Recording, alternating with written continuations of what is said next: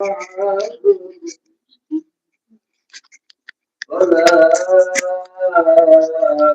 أنا عابد ما عبدتم ولا أنتم عابدون ما أعبد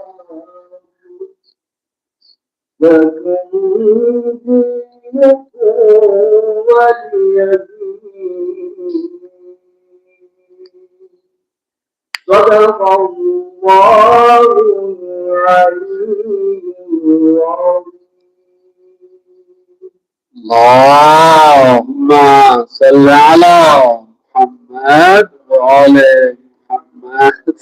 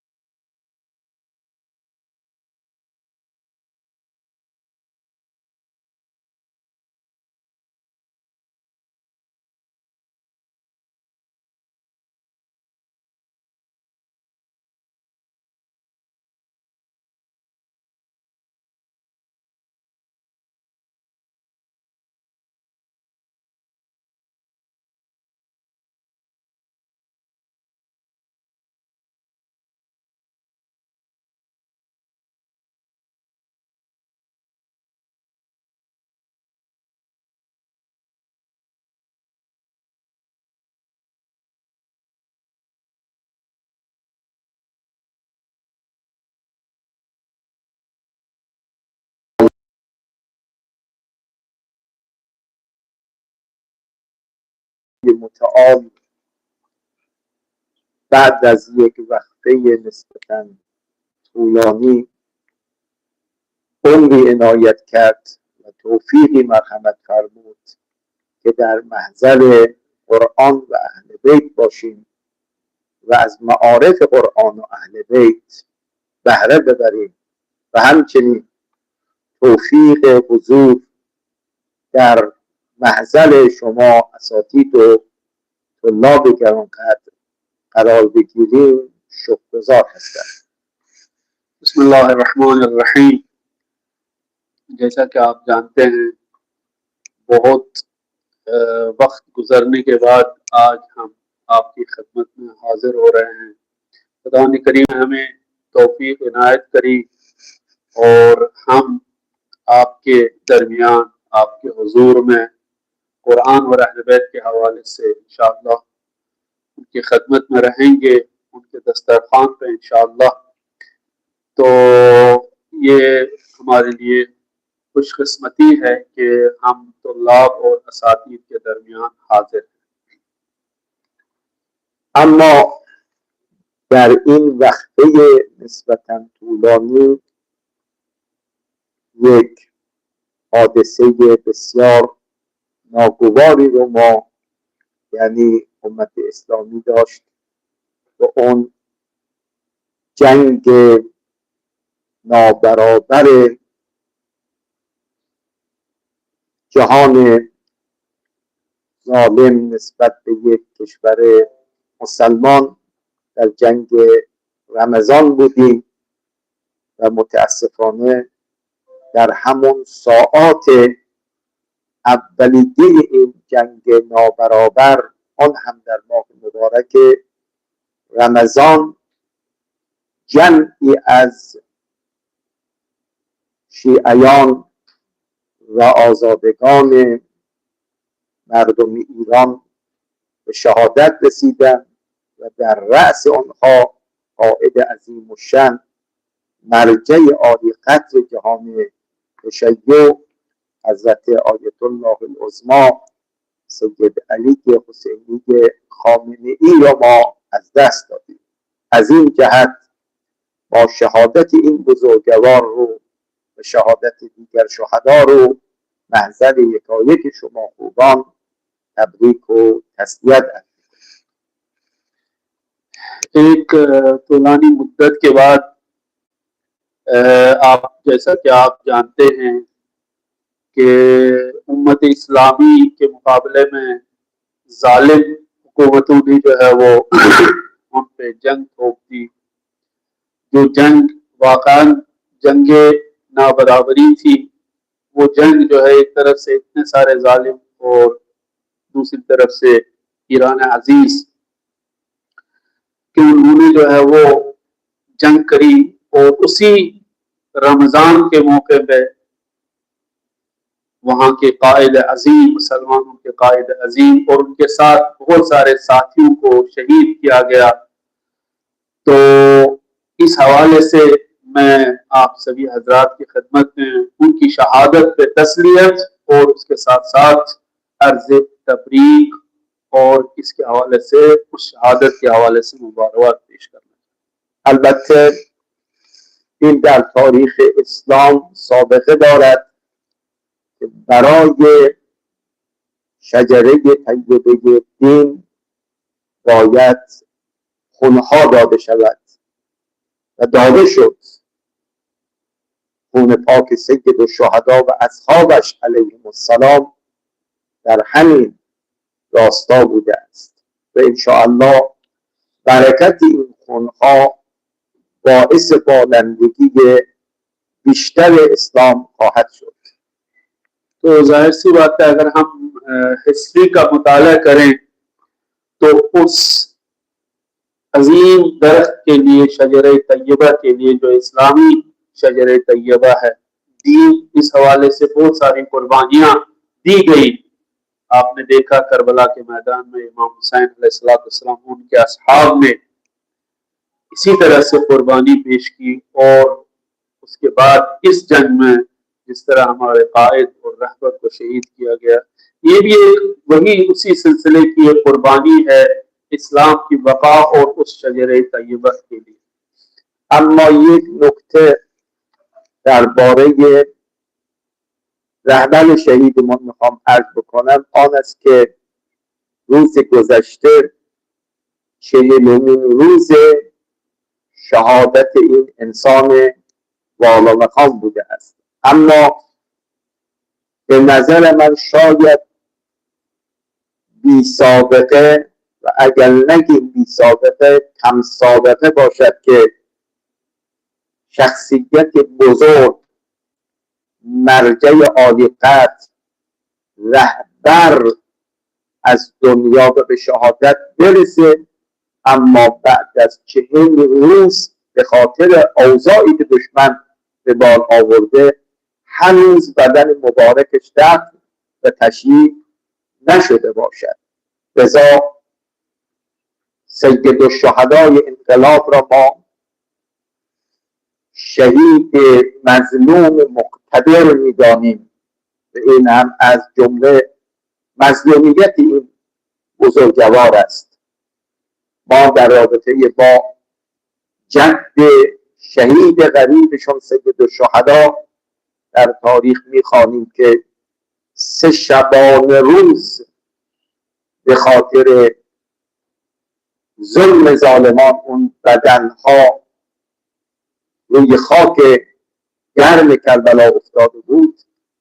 اما امروزه تاریخ داره تکرار میشه، بدن متأخر فرزندشون مقام معظم رهبری بعد از 40 روز هنوز دفن نشده است. اما قطعا اعتقاد داریم که این مظلومیت موجب بیداری ملت ها خواهد شد.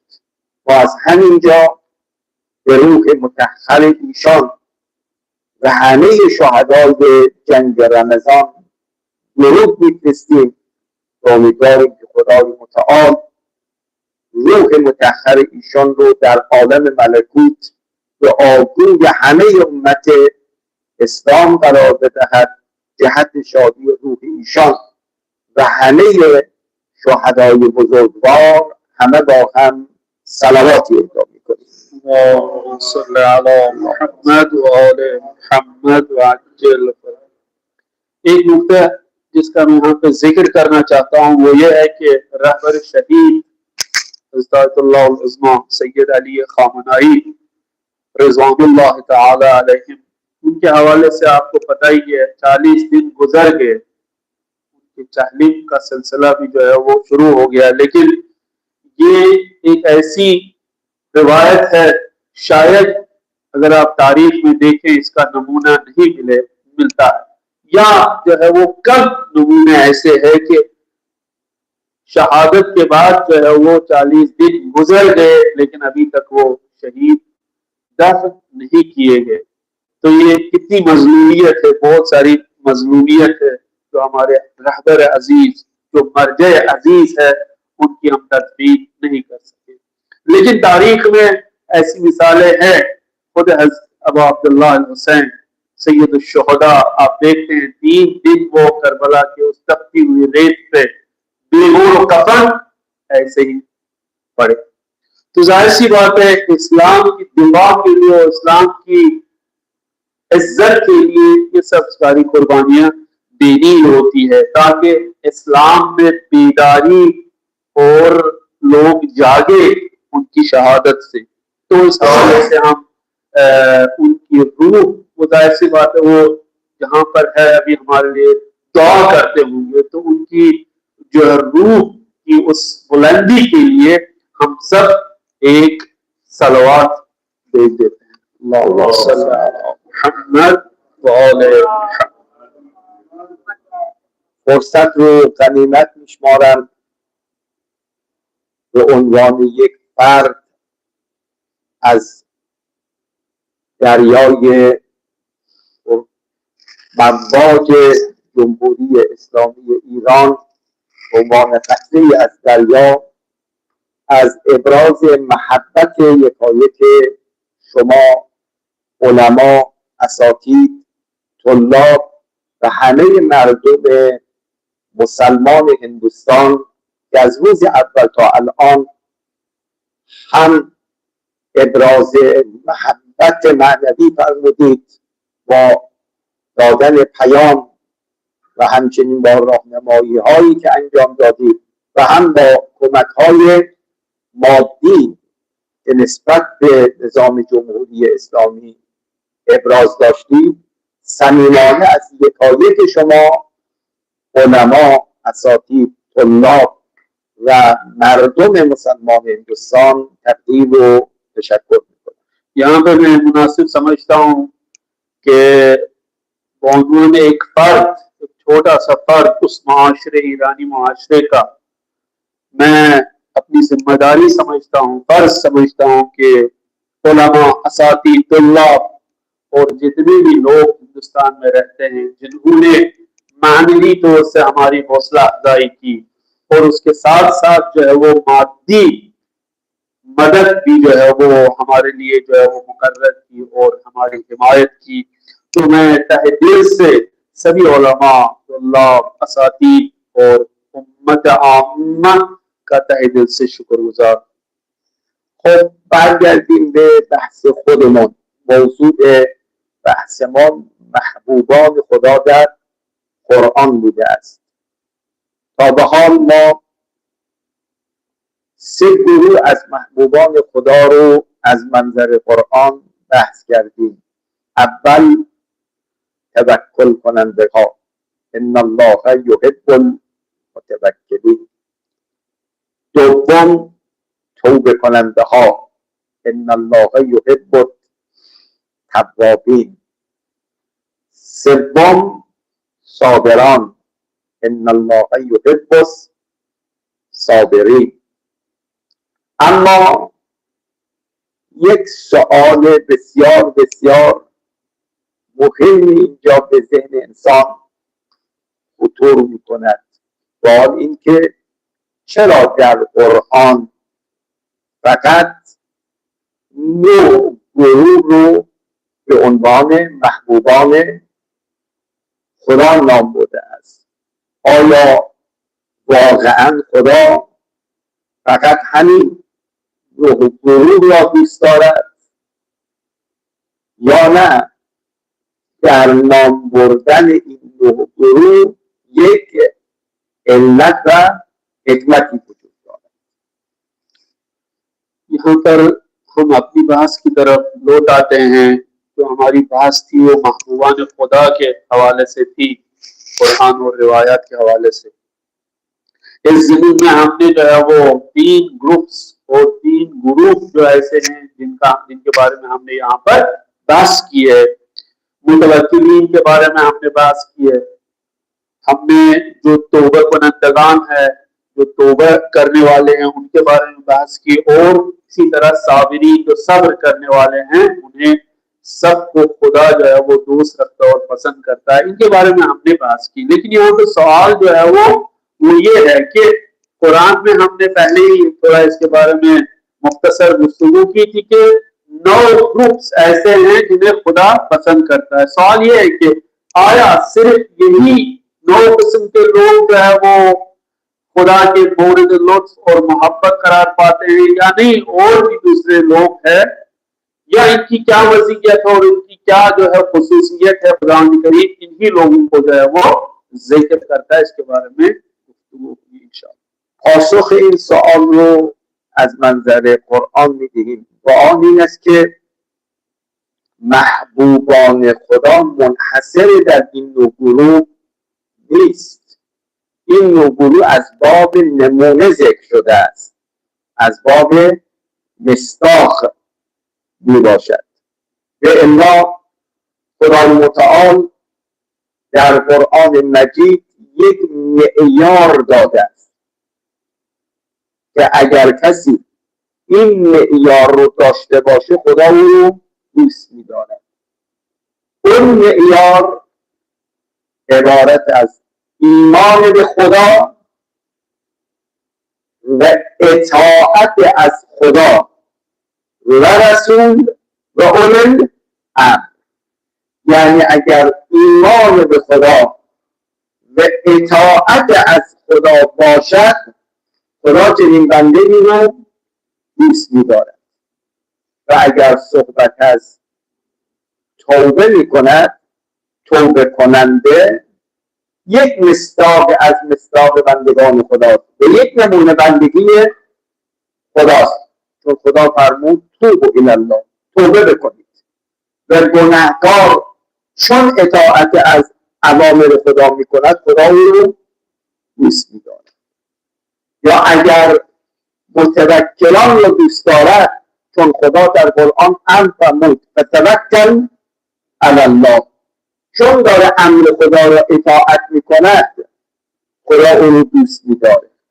یا اگر صابران رو دوست دارد، چون خدا فرمود یا ایها الذین آمنوا اصبروا و صابروا، چون دارد این امر خدا رو اطاعت میکند محمود خدا میشود.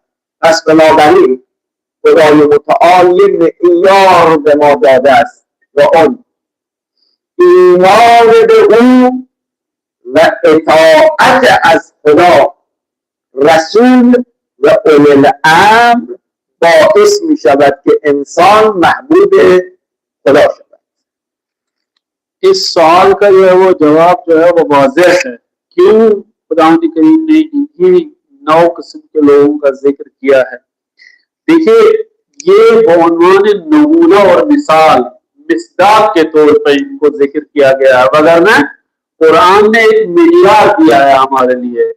अगर उस मेयार को हम अपनाए, हमसे भी खुदा करीम मोहब्बत करेगा। तो बस मेयार क्या है? आप वो मेयार जो फरमाया वो ये है कि हमें खुदा पे ईमान लाना है, ईमान रखना है खुदा पे, और उसके साथ साथ जो है वो हमें उसके रसूल की इताअत करनी है, अंबिया की इताअत करनी है, और उसके साथ साथ जो उलुल अम्र है उनकी इताअत करनी है। ये जो इन्होंने अक़साम बताया है, क्योंकि खुदा करीम ने हमें अम्र किया है, हुक्म दिया है। मसलन गुनाहगार से कहा है कि तौबा करे, मुतवक्किलीन से कहा तवक्कुल करे खुदा पे, और इसी तरह साबिरीन से कहा है कि सब्र इख्तियार करें। ये बस सिर्फ मिसाल के तौर पे ये 9 ग्रुप्स या 9 किस्म के लोगों का जिक्र हुआ है। वरना जो भी खुदा पे ईमान लाए, रसूल पे ईमान लाए और उलुल अम्र और रसूल की इताअत करे, वो सब दो लोग हैं जिनसे खुदा मोहब्बत करे। شاهد و دلیل بر این که معیار محبوب شدن نزد خدا ایمان به او و عمل به وظیفه است. آیه 32 سوره آل عمران. اعلام کنید. قل ان کنتم تحبون الله فاتبعونی یحببکم الله و یغفر لکم ذنوبکم والله غفور رحیم. بعد در آیه 32 میفرماد قل اطیعوا الله و الرسول فان تولوا فان الله لا یحب الکافرین. ملاک معیار در این دو آیه همینه. میفرماد ایمان به خدا و اطاعت از خدا و رسول. لذا در آیه 32 داره تهدید میکنه به ان تولوا، اما اگر پس بزنید، یعنی ایمان به خدا نیاورید و اطاعت از خدا و رسول نکنید، فان الله لا یحب الکافرین، خدا انسانهای کافر رو دوست نخواهد داشت. پس بر اساس این دو آیه شریفه 31 و 32 سوره آل عمران، ملاک معیاری که انسان بخواد محبوب خدا بشه همین دو جمله است: ایمان صادق به خدا و عمل به وظیفه. عمل به وظیفه در راستای اطاعت خدا، رسول خدا و اولل امر می باشد.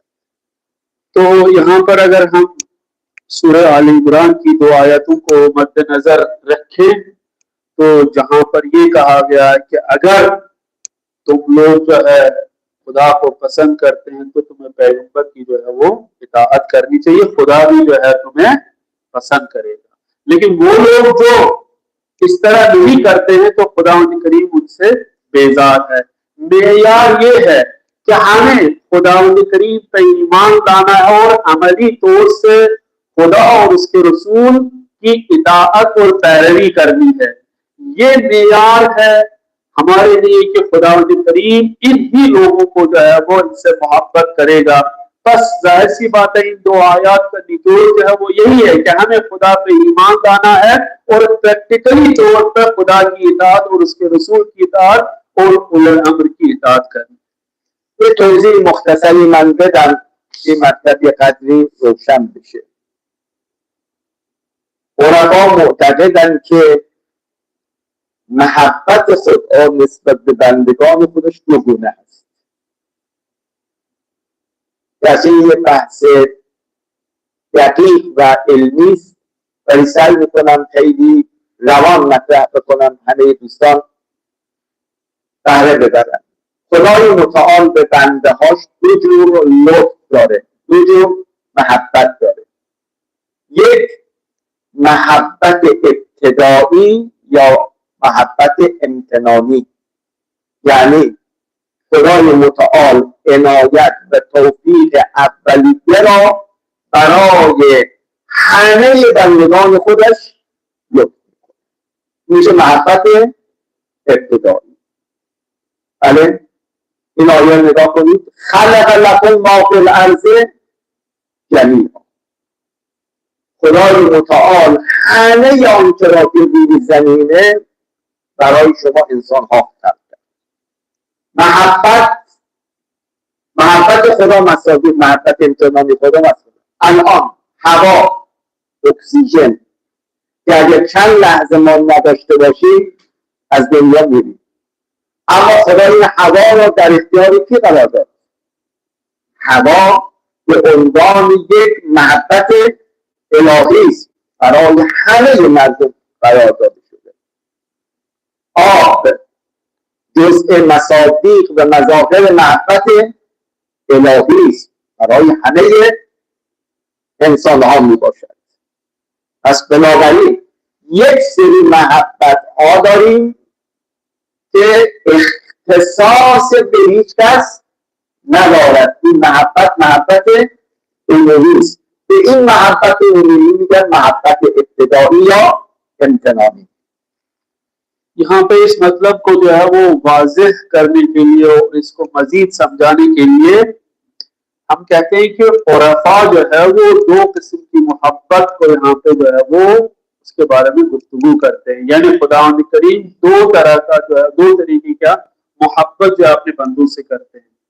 एक मोहब्बत जो है वो पहली किस्म वो है जो इब्तिदाई मोहब्बत है या इम्तनाई मिन्नत के तौर से जो है वो जितने भी अपने बंदे हैं उसके मखलूकात जितने भी है उन सब के लिए खुदावंद करीम एक ही तरह का जो है वो उनके साथ मोहब्बत करता है, सब बंदों के साथ। इख्तिसासी नहीं है, कुछ खास लोगों के लिए नहीं, ये इब्तिदाई है सबके लिए। जो उन्होंने फरमाया खलक़लकुम मा फ़िल अर्ज़ि जमीअन, जितनी भी चीजें इस दुनिया में वो इसी इंसान के लिए, तमाम इंसानों के लिए खल्क करी। आप इसमें से देखिए ऑक्सीजन है, हवा है, पानी है और बहुत सारी चीजें जो दुनिया में पाई जाती है, वो सब चीजें जो है वो तमाम लोगों के लिए खुदा ने खल्क की है। ये एक किस्म की मोहब्बत है तो खुदावंद करीम उन्हें पसंद करता है, दोस्त रखता था कि उनके लिए सारी चीजें खल्क की और उनके इख्तियार में रखी है। तो पहली किस्म जो है मोहब्बत की वो ये है इब्तिदाई मोहब्बत, इम्तिनानी मोहब्बत। कानो खुदावंद करीम हम लोगों पे इसके जरिए से मिन्नत रखना चाहते हैं। اما قسم دوم رو عرفا می‌فرمایند محبت ثانوی یا استحقاقی. محبت ثانوی یا استحقاقی، یا اسم دیگرش ما میگیم لطف ویژه. لطف ویژه، محبت ویژه. این محبت ویژه ثمره اطاعت بنده هست. یعنی اگر انسان بندگی خدا را بکند، خدا علاوه بر اون لطف عمومی یه لطف ویژه هم بده. درست شده؟ هر گاه بنده ای طاعت خدا کنه و متصل به ارزش ها بشه، خدای متعال میاد اون لطف ویژه را شامل حالشون میکنه. و این گروه های نوگانه‌ای که در قرآن به عنوان محبوبان الهی نام برده شده است، اینا کسانی هستند که مشمول محبت خاص خدا هستند، مشمول محبت ثانوی و استحقاقی هستند. یعنی کسانی که اومدن کار ویژه انجام دادن، خدا در برابر این کار ویژه به اونها لطف ویژه‌ای میکنه. یه مثال بزنم. پدری 3 تا یا 4 تا فرزند داره، بیاد به همه این 4 تا فرزند یک سرمایه ابتدایی به همه میده به نحو مساوی. مثلا به هر فرزندی 50,000 روپیه میده، یا میگیم لطف ابتدایی. بعد میگوید هر کدام از شما با این 50,000 روپیه دست به یک کار ویژه بزنید، من علاوه بر اون حمایت‌های مالی ویژه هم میکنم. این 4 فرزند 2 تای اونها گوش به حرف پدر نمیدن، اما 2 تای دیگر گوش به حرف پدر میدن و اون سرمایه اولی رو در مسیر درست قرار میدن برای رشد ترقی خودشون. پدر میاد به این 2 فرزندی که سرمایه را در مسیر درست قرار دادن یک کمک ویژه میکنن. این کمک ویژه به خاطر چیه؟ شایستگی این 2 تا بچه هست. اما 2 بچه اول چون شایستگی خود رو نشون ندادن، از اون لطف ویژه محروم می شود. پس خدای متعال دو نوع محبت داره. محبت عمومی، اگر انسان از اون محبت عمومی خدا درست استفاده بکند، خدای متعال می‌فرماید من محبت ویژه هم به شما دارم. مثلا به همه بنده ها لطف کرد، سرمایه در اختیارشون گذاشت، اما یکی میاد از این سرمایه استفاده میکنه، میگه خدایی که این محبت رو به من کرده حتما هوای من رو هم خواهد داشت، پس من در زندگی فقط توکل بر او میکنم. خدای متعال میفرماید من بنده متوکلم رو دوست میدارم، ان الله یحب المتوکلین. दूसरी किस्म जो है वो मोहब्बत की जो खुदा करीम अपने बंदों से करता है, ये यानी वो भी जो है वो महबूबान खुदा से करार पाते हैं। वो मोहब्बत और लुत्फ सानवी और इस्तेहकाकी, यानी उनका हक है ये, किसी चीज की उन्होंने पैरवी की और किसी चीज को उन्होंने अपनाया, किसी अमल को उन्होंने अंजाम दिया, उसके मुकाबले में खुदा करीम ने उन्हें और मजीद जो है वो लुत्फ और उनसे मोहब्बत से नवाजा। जाहिर सी बात है वो जो 9 ग्रुप्स जो हमने कुरान में बयान किए वो इन्हीं में से करार पाते हैं, क्योंकि खुदा ने जो नेमत दी थी वो सबको दी थी बराबर के हिसाब से, लेकिन ये लोग जो है एक खास काम इन्होंने अंजाम दिया तो खुदा करीम ने इन्हें मजीद अपनी मोहब्बत और नेमतों से नवाजा। तो वो लोग जो कुरान में जिक्र हुए उन्होंने कुछ और एक्स्ट्रा काम कर दिया, उसकी बिना पे खुदा ने उन्हें मजीद नवाजा। जिस तरह इन्होंने मिसाल दी, एक बाप की उसके 4 बेटे हैं, तो सबको बराबर का जो है वो सरमाया और उन्होंने माल दिया उनके हाथ में, लेकिन जो है वो 2 ने गलत तरीके से उसको यूज किया और 2 ने अच्छे तरीके से यूज किया। खुदा ने जब उनके वालिद गिरामी ने ये देखा कि नहीं, इन्होंने जो है वो सही मसीह सही पाप पे जो है ये पैसा खर्च किया, खुदा ने फिर से इन्हें नवाजा। तो जाहिर सी मिसाल है, जो दूसरी बार इनको नवाजा अपने माँ बाप ने बाप ने, तो वो किसके एजाज में है कि उन्होंने वो काम जो बाप ने जो चाहा था सही रास्ते पे पैसा खर्च करे, तो उन्होंने सही पाप पे जो है वो पैसा खर्च किया। बस 2 तरीके की मोहब्बत है, एक मोहब्बत जो है वो उमूमी है खुदावंद करीम की, एक मोहब्बत जो है वो खुसूसी है जो अपने खास बंदों से करता है, जो खुदावंद करीम के उस फरमान पे दस्तूर पे अमल करके वो अपनी वो सलाहियत जो है वो उसको इस्तेमाल करके वो मोहब्बत सानवियत जो है वो अपने लिए मुस्तहक है और उन्हें वो मिलती है। امام زین العابدین سلام الله علیه در دعای شریف مکارم الاخلاق اشاره به همین نکته می‌کند. عمر یک مصداق از محبت عمومی الهی است. خدای متعال هم به کافر عمر میدهد، بله، هم به مسلمان.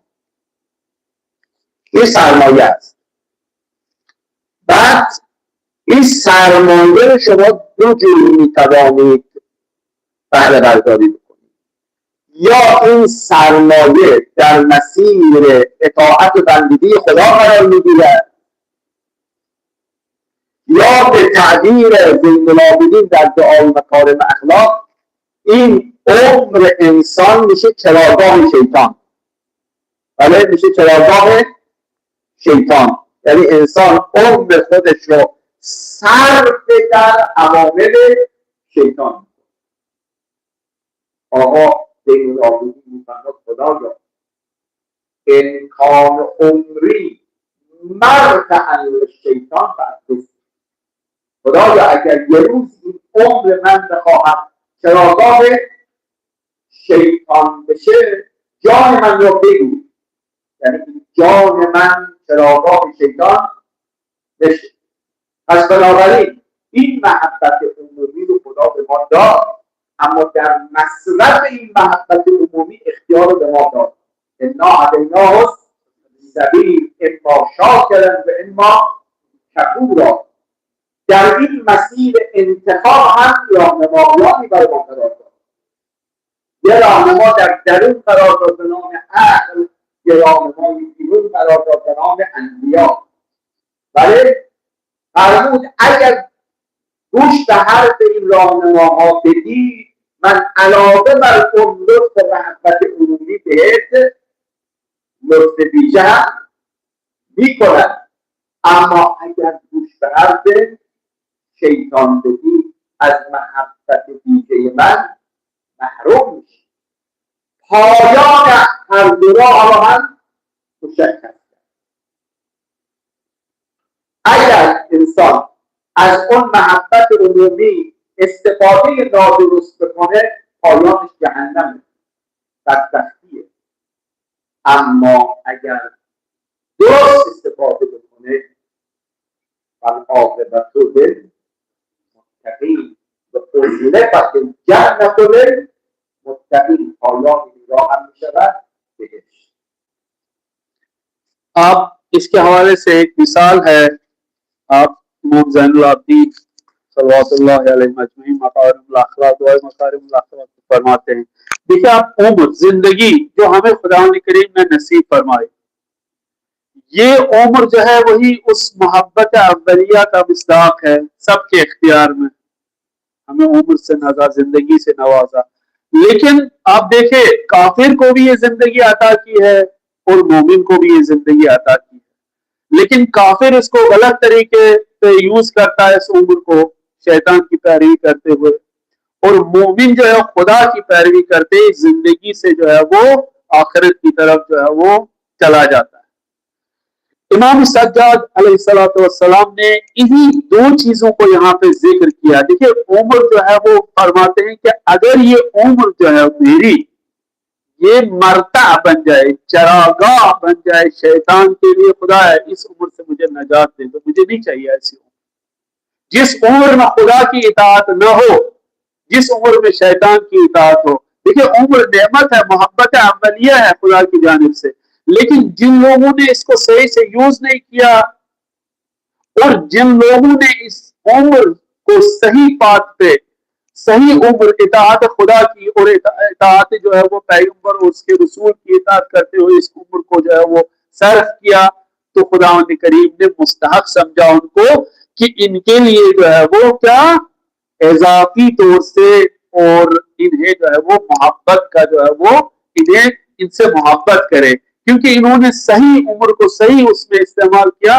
खुदा करीम ने इनसे दोबारा मुजद्ददन इनसे एक लुत्फ के तौर पर इन लोगों को जो है वो पसंद किया। खुदा करीम ने जो है वो जाहिर सी बात है रास्ता भी दिखाया हमें और रहनुमा भी मुशख्खस किया, रास्ता भी दिखाया और रहनुमा भी मुशख्खस किया। अगर आप शुक्र करते हैं जिंदगी में जो है वो खुदा करीम का सही रास्ते पे चलते हो, एक वक्त नहीं आप कुफ्र करते, बस रहनुमा हमारे लिए अंबिया है, अइम्मा है, और दूसरी तरफ से अक्ल। जिसने इन चीजों पे अमल किया, अक्ल की रहनुमाई को अपनाया, अंबिया की रहनुमाई को अपनाया, जाहिर सी बात है खुदा ने उन्हें और भी इसके लिए मुस्तहक पाया और उनसे मोहब्बत की। عمر ما را شب و روز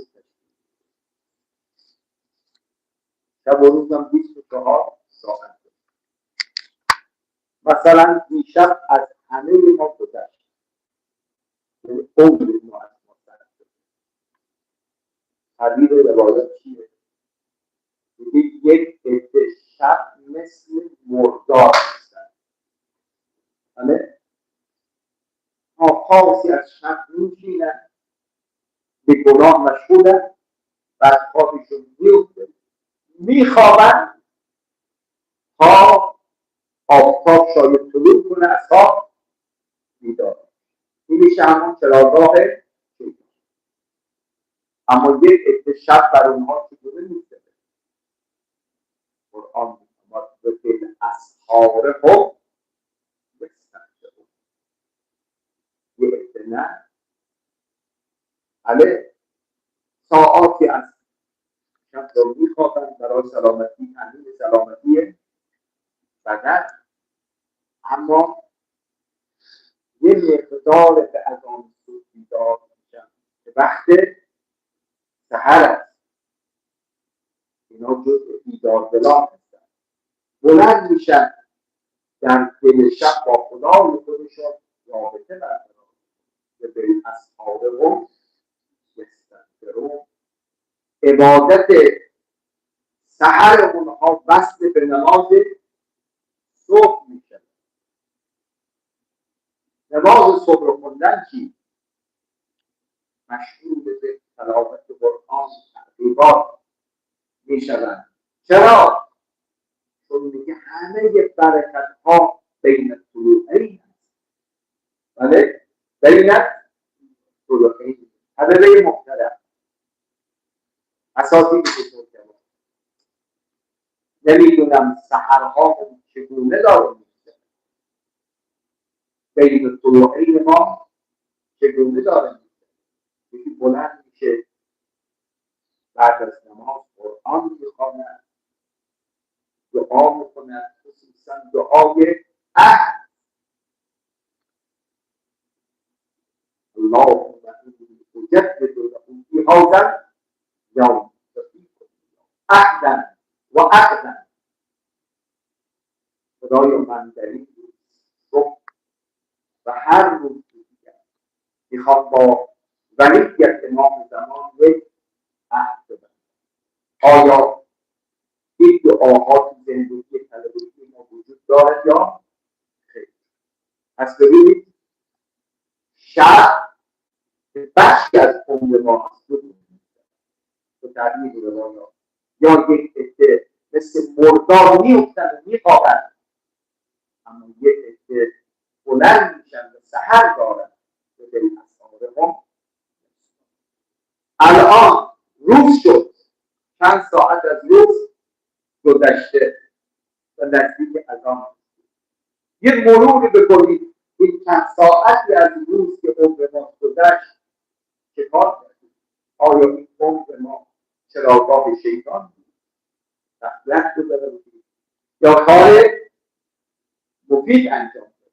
خدا می‌فرماد اگه کار مفید انجام بدید اما بهره برداری درست باشد من به عمر برکت میدم، من بهت محبت ویژه میکنم.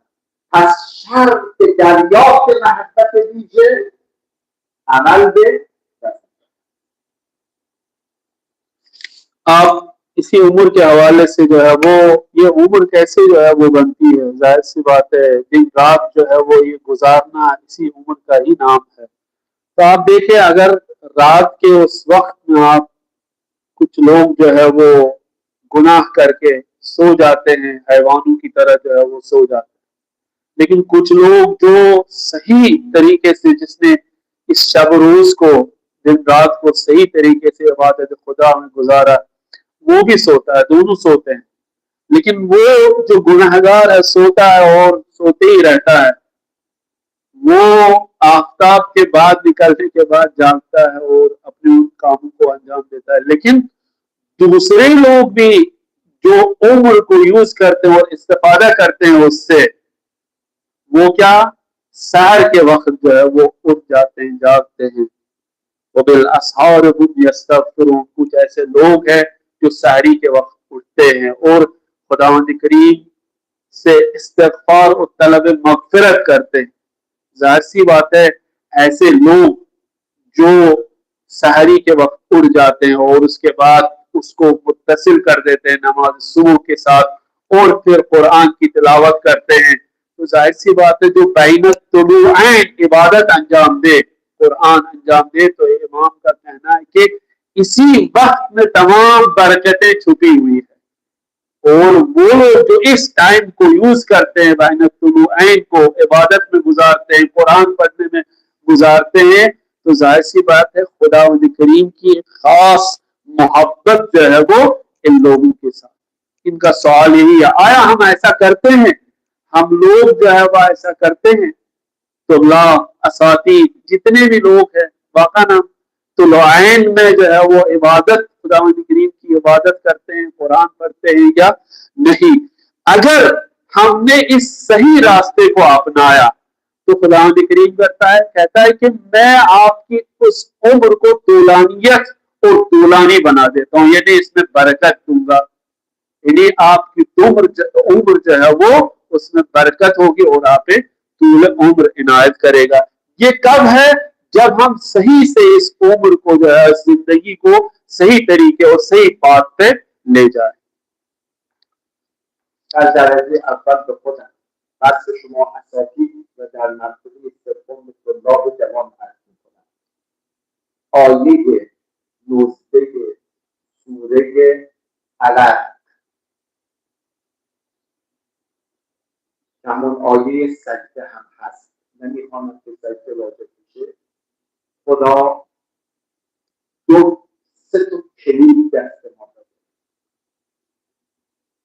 یک نهی و دو تا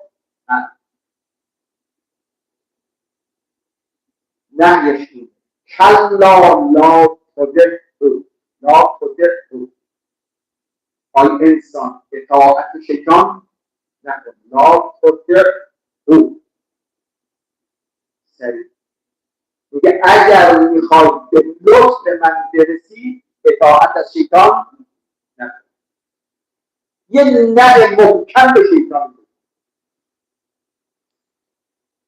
دو تا خواسته داره خدا. یک عبادت من بکن، بله. دو فرمود وقت تره به من نزدیک شد. اطاعت از شیطان نکن، وقت تره به من خدا نزدیک. تا میتونی خودتو به من نزدیک بکن، از من خدا دور.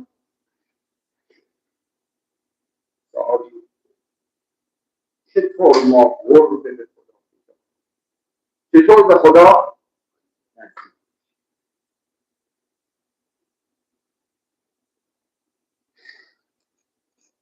यहाँ पे मैं मुनासिब समझता हूँ अपने लिए और असातीद के लिए और तुल्लाब जवान के लिए, मैं यहाँ पर आयत सजदा से उससे इस्तेफादा करता हूँ क्योंकि वो आयत सजदा है, मैं तिलावत नहीं करूँगा। तो यहाँ पे खुदावंद करीम हमें दो चीजें हमसे मांगता है। एक चीज के लिए ना ही करता है कि उसकी तरफ मत जाओ, और एक चीज के लिए हमें अमर कर देता है ये काम अंजाम दे दे। खुदा हमें ना ही करता है कि शैतान की कभी हरगिज इताअत मत कर, और अमर करता है कि मेरी इबादत कर और मुझसे नजदीक हो जाओ। वक्तरिब यानी मुझसे नजदीक हो जाओ, यानी मेरी इताअत कर। अब मुझे सवाल ये पूछा कि इस नजदीकी के लिए हमें क्या करना होगा? हमें खुदा के साथ नजदीक होना है, तो इस नजदीक के लिए हमें क्या करना पड़ेगा? वो अवामिल क्या है जिससे हम खुदा के करीब हो जाए। عزیزان بیار امروز به این خواست خدا نزدیک. خدا از همه ما خواست وقت تره بده. آیا دقت کنید این دو تا کلمه رو سرلوحه لا تطعه وقت تره، بله، اطاعت شیطان نکن، وقت تره به من نزدیک. چطور به خدا نزدیک؟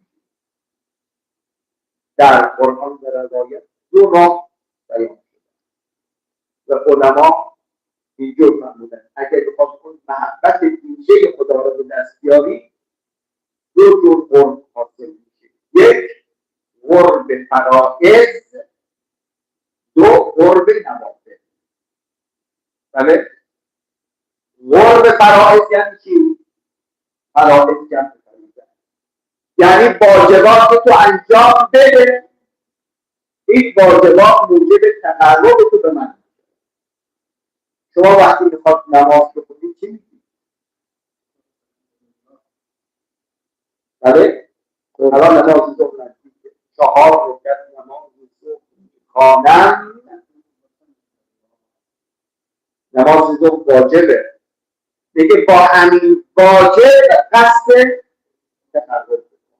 پس اول چیزی که ما را به خدا نزدیک میکند فرائض، یعنی انجام واجبات. این در درجه اول. درست شد؟ دوم راه قرب به نوافل، یعنی غفلت از مستحبات انجام هم قرب به نوافل. حالا اگر خدای متعال توفیق بده جلسه آینده به قدری در رابطه با قرب نوافل میخوام.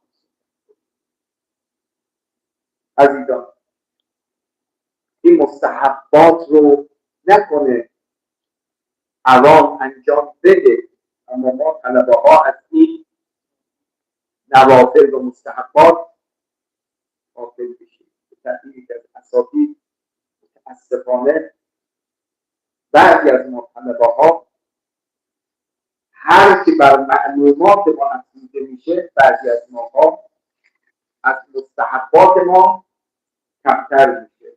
چرا؟ چون راه توجیه رو یاد گرفتیم. چی راه توجیه؟